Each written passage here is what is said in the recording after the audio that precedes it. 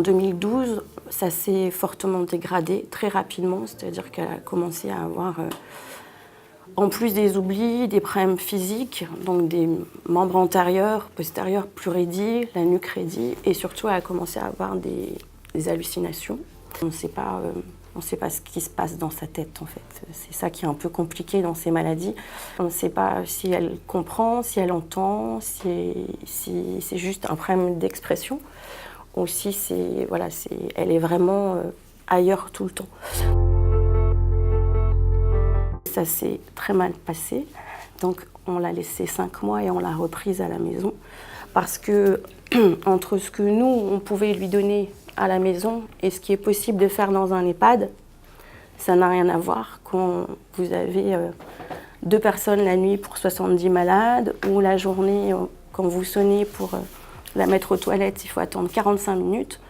Après on vous dit elle est incontinente. On dit non, elle n'est pas incontinente, elle fait juste 45 minutes qu'elle attend.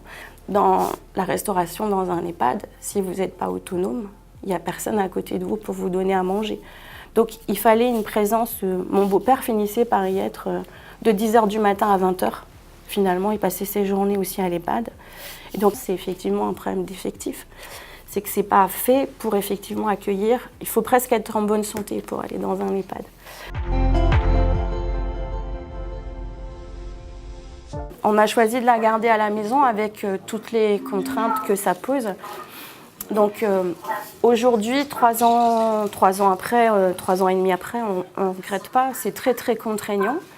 Mon beau-père se lève entre 3 et 4 fois par nuit pour la changer.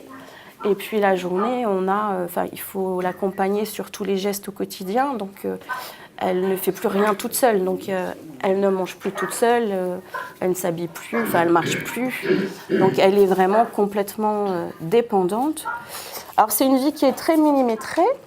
Elle est pleine de contraintes, puisque vous avez l'infirmière à 6h15, l'auxiliaire de vie à 7h30.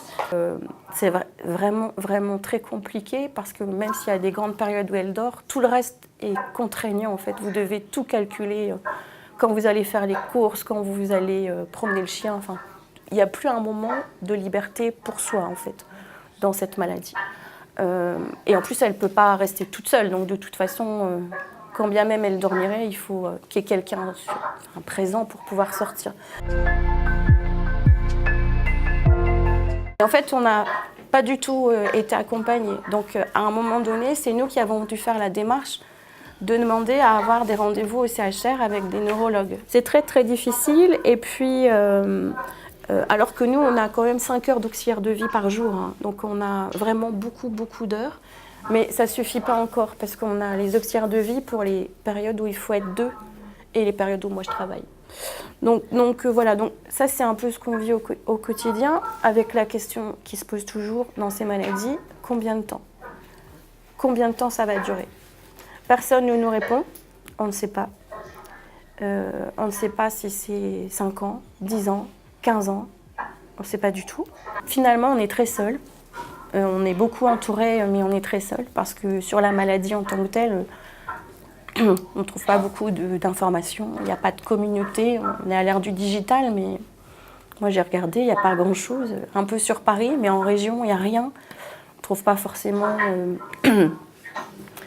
de manière de partager en fait ce qu'on vit.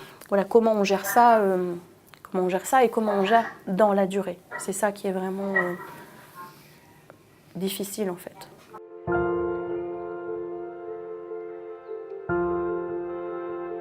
C'est un peu brutal, mais moi, c'est pas ma mère.